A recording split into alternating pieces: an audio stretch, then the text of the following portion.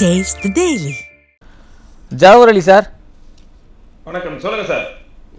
திமுக கரங்களிலிருந்து காங்கிரஸின் கை வேறு கரங்களுக்கு மாறுதா? என்ன சமிக்கை நடந்துகிட்டு இருக்கு இப்போ? இல்ல, அதனுடைய உறுதித்தன்மை இப்போ தெளிவா தெரிஞ்சிருக்குது.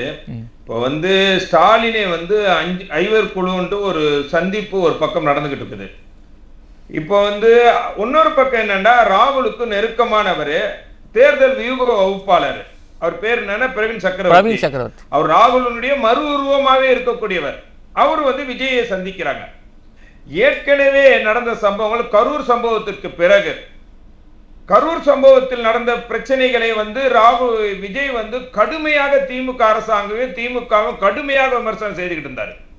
சாதாரண அளவுக்குள்ள இந்த அரசாங்கமே ஒரு மோசமான அரசாங்கம், வீட்டுக்கு அனுப்ப வேண்டிய அரசாங்கம் என்று கடுமையாக விமர்சனம் செஞ்சுக்கிட்டு இருந்தாரு. அந்த நிலையில ராகுல் காந்தி விஜய் கிட்ட பேசினதா சொல்றாங்க. அதாவது ஒரு அரசாங்கத்தையே கடுமையா விமர்சனம் செஞ்ச விஜய் கிட்ட ராகுல் காந்தி விஜய் கிட்ட பேசினாருன்னு ஏற்கனவே எல்லா செய்திகளும் வந்தது, அதை நம்ம கேட்டோம். இப்போ இந்த பிரவீன் சக்கரவர்த்தி ராகுலுடைய மறுவுருவமா இருக்கிற அவரு நேற்று சந்திச்சுட்டு, நாங்கள் அரசியல் குறித்து தான் நாங்கள் பேசணும், ஆனால் அதை வெளியே இப்போதைக்கு சொல்ல முடியாதுன்னு சொல்றாரு. அதாவது ஏற்கனவே பேசுவது திமுக தாவேகாக்கும் காங்கிரஸும் கூட்டணி அமையுங்கிற ஒரு நிலை இருந்துகிட்டே இருந்தது. இது அதுக்காக இதெல்லாம் ஒரு முடிவுக்கு கொண்டு வரணும் அப்படிங்கிறதுக்காக தான் ஒரு குழு அமைச்சாங்க. நான் என்ன கேட்கிறேன், பொதுவா தமிழகத்தை பொறுத்த வரைக்கும் இந்த கூட்டணிக்கு தலைமை தாங்கக்கூடிய கட்சி எதுன்னா திமுக. அந்த திமுக தான் முதல்ல பேச்சுவார்த்தை நடத்துறதுக்கான குழு அமைப்பாங்க. எப்பவுமே ஒரு கட்சி யார் தலைமை வைக்கிறாங்களோ அவங்க தான் ஒரு குழு அமைப்பாங்க.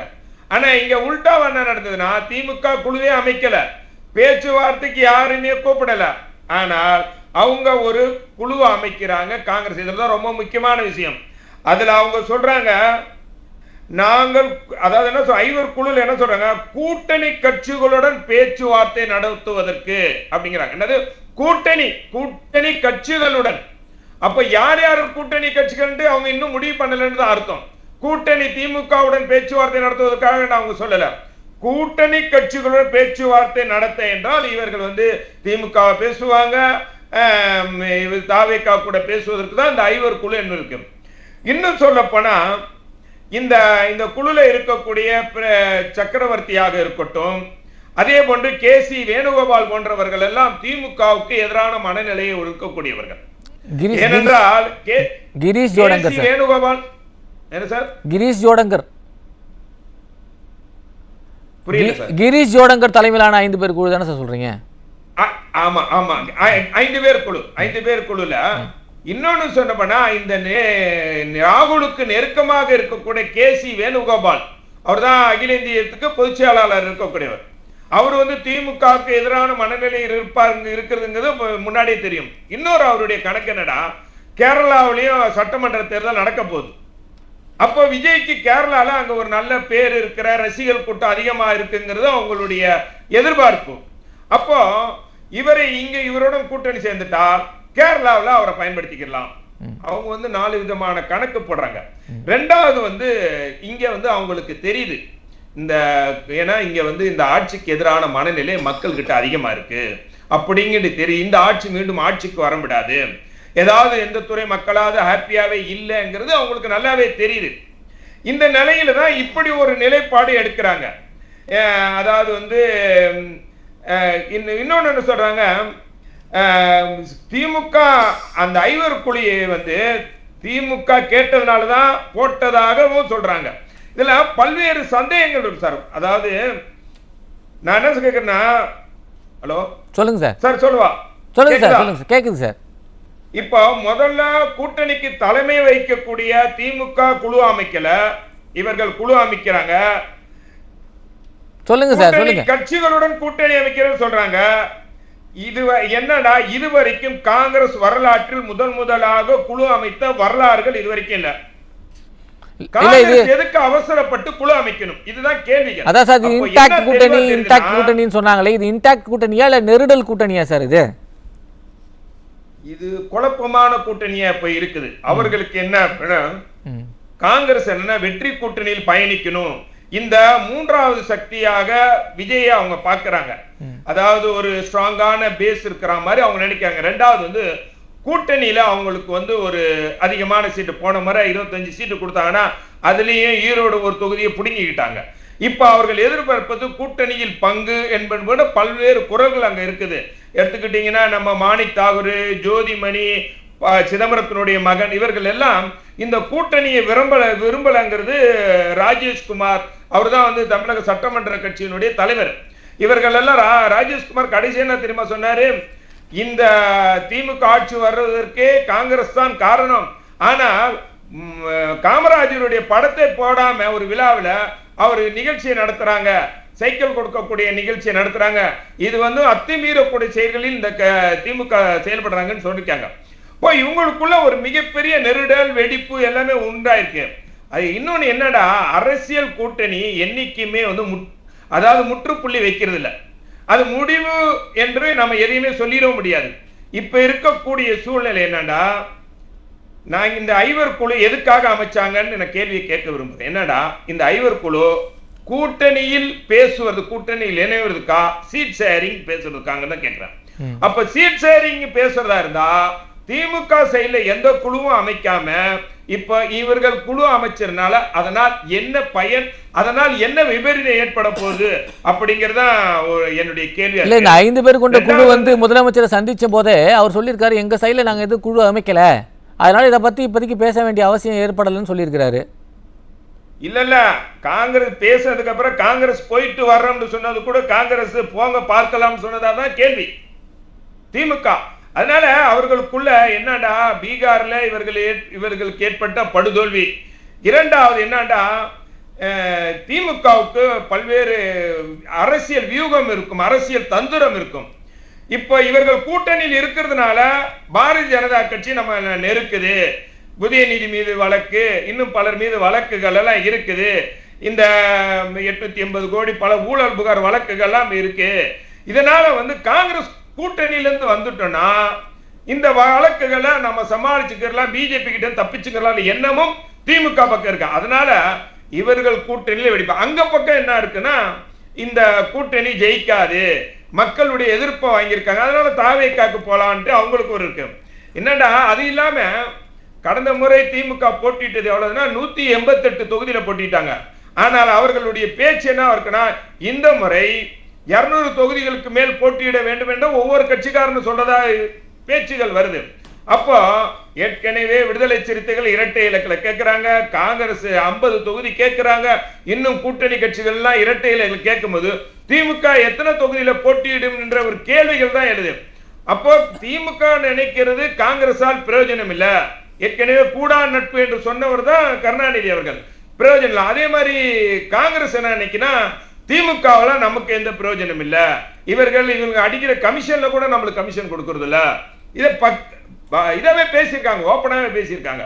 இந்த நிலைமையில தான் ஒரு நெருக்கடியான ஒரு கூட்டணி இந்த கூடிய விரைவில் இது முடிவுக்கு வரப்போகுது.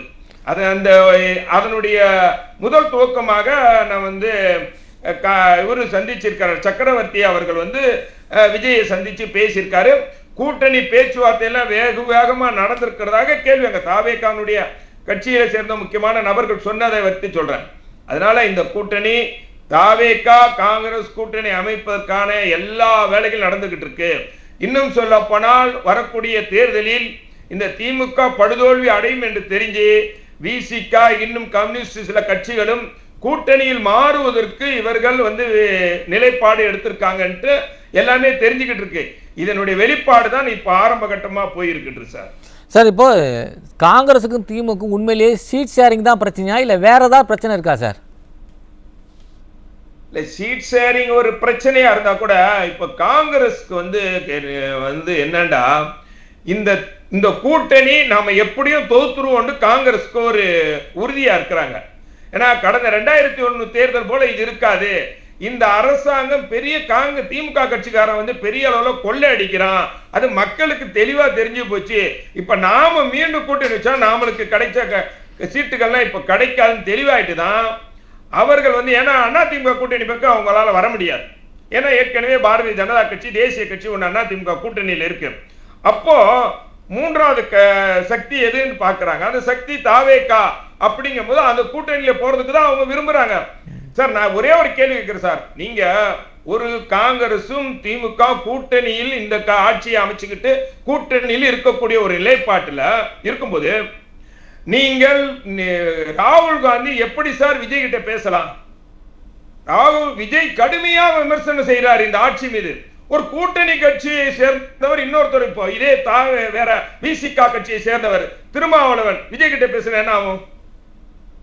அதே போன்ற நிலைகள் அவர்கள் தெளிவாயிட்டாங்க சார். காங்கிரஸை பொறுத்த வரைக்கும் தெளிவாயிட்டாங்க. நாம இந்த தேர்தல்ல நாம இந்த கூட்டணியில் போட்டிட்டா நாம படுதோல்வி அடைவோம். அதனால் நாம வேறு நிலைப்பாடு எடுக்கலாங்கிற ஒரு நிலையில் காங்கிரஸ் இந்த கூட்டணி கணக்கை புதுசா ஆரம்பிச்சிருக்காங்க. நன்றி நன்றி சார். நன்றி சார். ஜவஹர் அலி சார். அதாவது சார் இன்னைக்கு டிசம்பர் 6 நான் ஆரம்பத்திலே சொல்லணும்னு நினைச்சேன். இது பாபா சாஹிப் அண்ணல் அம்பேத்கருடைய பிறந்த நாள். அவர் எந்த சமூக உரிமைக்காக அவர் போராடினாரோ, அவர் குரல் கொடுத்தாரோ, ஓங்கி ஒலித்தாரோ, அது எல்லாம் இன்றைக்கு தமிழகத்திலே நசுக்கப்படுகிறது, ஒடுக்கப்படுகிறது.